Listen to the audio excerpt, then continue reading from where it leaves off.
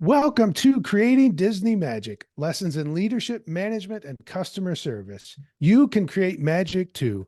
I'm your host, Jody Mayberry, and I'm here with Lee Cockerell. And you've heard us mention we had a big event to celebrate the 500th episode of Creating Disney Magic. We had talked about doing it live in person in Orlando, decided to do it virtually so people all over the world could join us. Now, that event had been planned for months.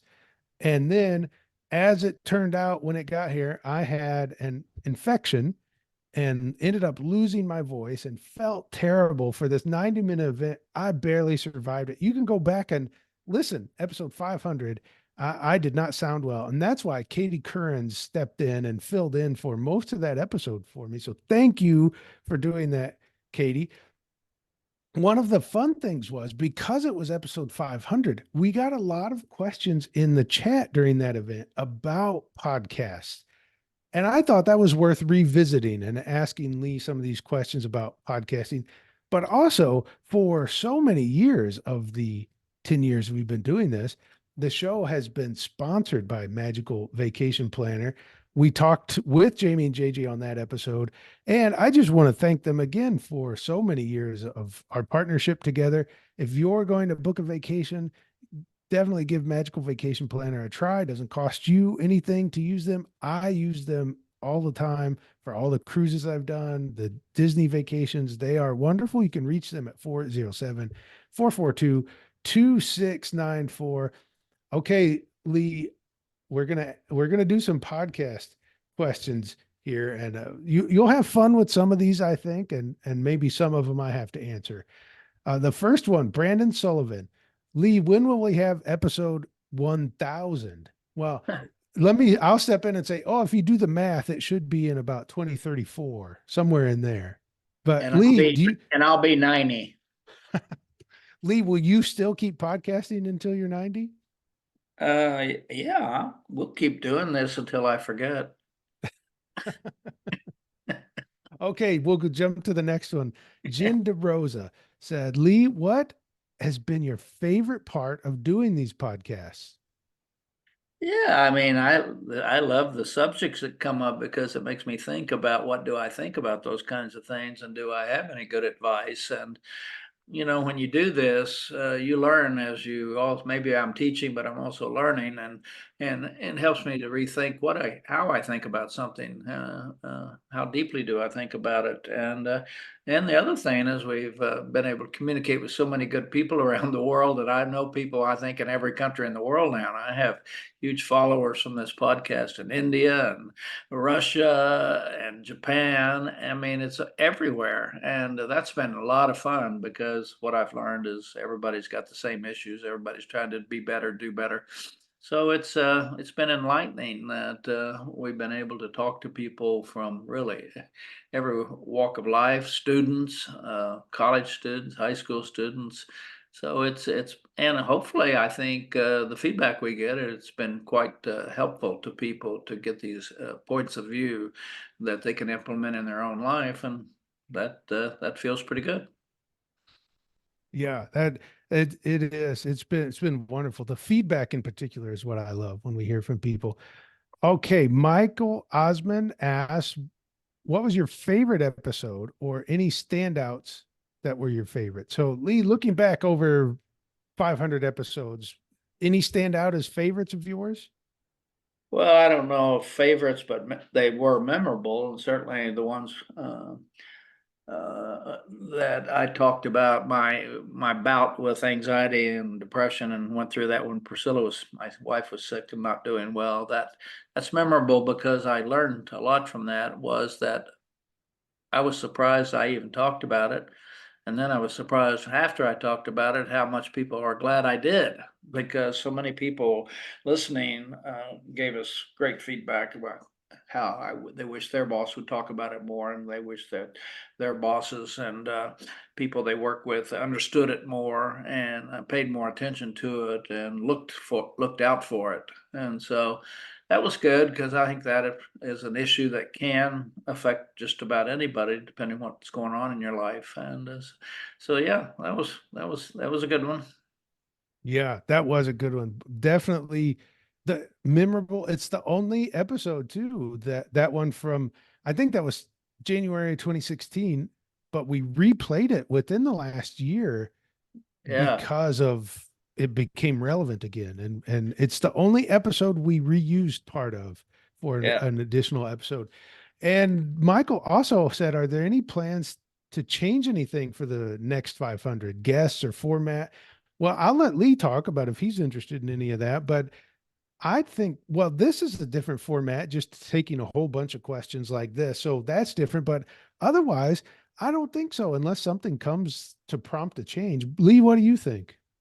Yeah, I agree. I think we zeroed in early on by having a short 15 minutes, not have guests. I think we've had, I don't know, you can tell us 10 guests maybe in all of those times over the maybe one or two more, but to get to the point and let people talk about subjects people want to learn about instead of having an hour of guests talking about this and that and promoting themselves and their work, that we just focus on, and they get consistency this way. They kind of get to know how we think about things, how we talk about things, and maybe it becomes a little more intimate and relatable. So no, I like the format.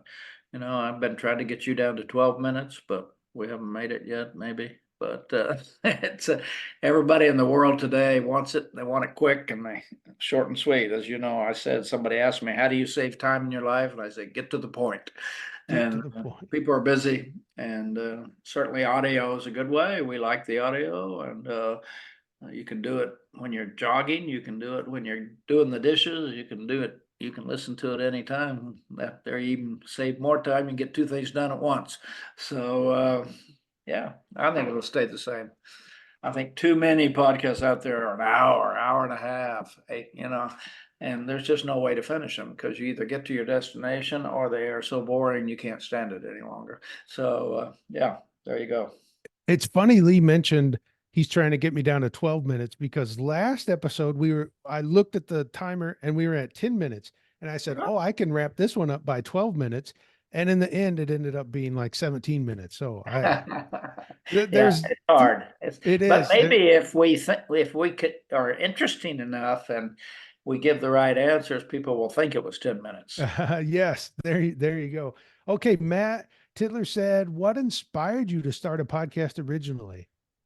Well, the story is for those out there that don't know, Jody called me. He was a park ranger in Washington State Park Service, and he had a podcast called Parks and Recreation, and he just called me 10 years ago, and I never heard of him, didn't know him, and he said, I'm so and so, and he explained to me, and he said, I do a podcast, would you be willing to be on it? And frankly, I think I may have told Jody then or later, I didn't even know what a podcast was. I was paying no attention to podcasts. It was not on my radar screen. I said, yeah, okay, fine. And we did it, and that was it. And I went back to doing what I do, my business. And he called me back about 3 months later and said, have you ever thought about having your own podcast? And I reminded him again, Jody, I didn't even know what a podcast was.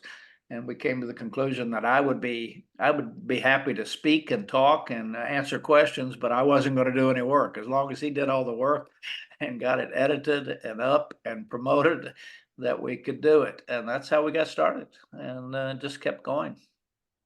Yeah. Yeah. Here we are 10 years later, still going. Yeah. Okay, Tom Dutta said, "What is your number one tip for podcast host from your success to date?"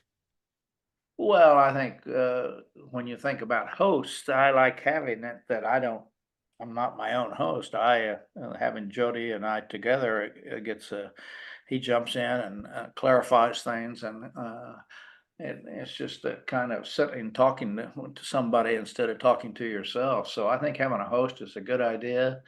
I think it creates a different perspective, different point of view, a different energy level, and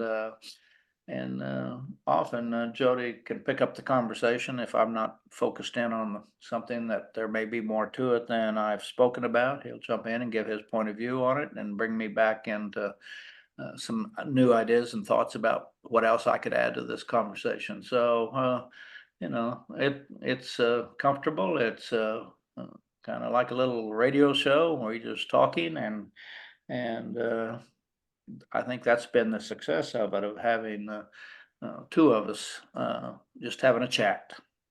Yeah. Yeah, that's right. It works well. Tom had one more question. Do you pre-script and prepare for each topic or just freestyle? I'll before Lee talks, I will say in what this is episode 503 maybe, and I would say there's been perhaps 5 times in that many episodes where Lee knew beforehand what we were going to talk about. Yeah. Yeah, I don't need to know what we're going to talk about because you don't need to know anything to have an opinion. Opinion, I can, and often I'll say, maybe I don't know about that. We'll find out more about that, or that I do have an opinion. And by the way, you have opinions about things that you don't even know about. Yeah, nobody's ever asked you the question. And back there deep in your brain, you have a point of view, you have values, you have the way you think about things. And it's actually it's fun. Sometimes I asked a question I didn't know I knew the answer, but I did. So, or my answer may not be the one that satisfies the listener, but no, it's great. I don't I would add, I think one thing that's made our podcast so successful is not overproduced.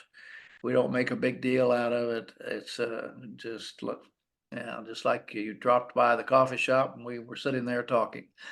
I think a lot of these things are way overproduced and too dramatic, and yeah, we're not making a Gone with the Wind movie here. So yeah, uh, That is a great point. From the very beginning, Creating Disney Magic has never tried to be a radio show. We've always tried to be a conversation between me, Lee, and you. That's it. A conversation between the three of us and not a show. That's always been our approach. And I think it's worked rather well. well, we've talked about recently. I've told people every client I have now, I tell them quit having meetings and have conversations when they got a problem. That's how you'll solve it. Use a round table, get rid of the rectangular table. Hopefully the boss, the leader is at the table, but it's surrounded by 6, 7, 8, 9, or 10 other people, and you sit at that round table and you lay the problem out in the middle of the table, and then the group works on it until they come to a solution. Because when you have a long rectangular table, those people down at the far end are they're just on their phone. They're not listening. It's kind of intimidating, the boss sitting up the other end being in charge. So conversations is the way to solve problems, not and involvement from others, not just sitting up there directing and intimidating people. And when you have that kind of a more relaxed environment, it's amazing how much better you will get results. And I think Jody and I learned recently, get people out of hotel meeting rooms and get them into. We did one in a restaurant recently in the back of the room, and it was a barbecue restaurant. People loved it. Or I guess we haven't done that one yet. I did one in the restaurant recently, and these were executives, and they all really liked the environment, the culture, the decorations. You know, if you go into a hotel meeting room, they all look exactly the same. And it's not, you kind of have, your brain goes, oh no, this is a meeting room. But finding new ways to enliven the environment and the culture around people and have more fun at the meetings, and you really, with the round table and conversations, you get everybody involved. Nobody can hide. So I would recommend that. And that reminds me to mention that the upcoming Creating Magic Mastermind in October is we are moving locations into a restaurant that has treated us really well in Orlando, which is how that event started. We used to do that event in a restaurant and then eventually changed, but now we're going back to a restaurant, a more casual feeling. Yeah, yeah, that's great. Okay, Especially when we're in a restaurant, we can get coffee when we yeah, want. coffee, soda, water when you want. Yes, it'll work out well. Uh, Michelle McClellan asked, "What is one of the best bloopers from the podcast?" Lee, as you think of, if any come to mind, I'm not sure if there are any great bloopers. I mean, there's been times when we've been recording in Lee's office and Priscilla's walked in and we pause. We've never been able to convince her to join the show yet. There was one time we were recording an episode in the Nashville airport, sitting on a shoe shine stand, and people must have thought, "Oh, it's Nashville. Two guys with microphones. They must be famous or and this whole crowd gathered around just to watch us record." That's not necessarily a blooper, but I always thought that was funny. Yeah, and I don't, we haven't, if we had them, Jody edited them out. So we still look professional, even though at the moment maybe we weren't, but, no, I don't remember any ones that we would, make people laugh because we screwed up, but, nope, I think we're innocent there. Okay, two more questions to get through, Lee, as we wind this one down. Brett Fitzgibbon said, "Are there a couple of things you wish you knew when you started doing podcasts? That is, are there any pitfalls you have advice for?" No, I really don't, because when I didn't know anything about it, I didn't know what to expect, and Jody did a good job of just leading me through it, asking me questions. It was not hard. I didn't have to prepare, and I think that's the one reason I like doing these. I don't have to do any work. I'm retired. So I don't have to get ready and get an outline and think up what the answer should be. And I think you probably get more honest, straightforward answers when I just answer them right off the cuff. And no, it's been no problem, no issue at all. Because these days being retired, I don't want to get into having a lot of pre-work or me personally having to do work after we're done. And this is, for me, it's just like sitting having a conversation. Yeah. Yeah, and this I'll address this a little bit, Brett. That my I've always looked at this show, and I've used this format in other places, but this is where it started for me. I've always looked at this show where there's a clear Lee and I do it together, but I think we each have different roles. I am the host, Lee is the star. My number one job on this podcast is to make Lee look and sound great and to get the best information, the best wisdom out of Lee as I can on that topic. And Lee's role is to teach you. He's the star of the show. I'm the host. And although Lee and I have never talked about that, that's always been our roles on this show. Now, our purpose is to make sure you learn something every single podcast and you tune in for the next one. And Yeah. our roles in that show are host and star. Yeah, absolutely. I agree with that. And we've certainly got enough feedback over the years that we are really helping people dramatically understand some of the things they need to do better and Yes. to be more professional and more successful. Okay, I saved this question for last because it's kind of a look forward and reflecting type of question from Trey Arrington. He said, if you had to look forward to episode 1000, which we already touched on in the beginning, Lee will be around 90 when we get there. What is the goal that you'd like to say you had accomplished over that time? I would say my goal was that I got to number 90. That would be like, okay, this is good. I made it. And you know, obviously by the time we get to 90, if we get there, and well, I will have known a lot will have changed in the world.